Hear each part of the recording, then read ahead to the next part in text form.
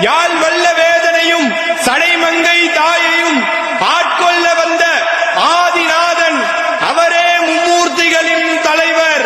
படைப்பில் அவருக்கு நிகராக எதுவும் இல்லாதவர். அப்பா என்று அழைத்தால் அவர் தந்தையாகவும் மாறுபவர். தங்கம் போல் ஜொலிக்கும் உடலை கொண்டவர். பித்தன் அத்தன் சித்தன் கண்ணுதலாளன் முக்கண்ணன் உமையொரு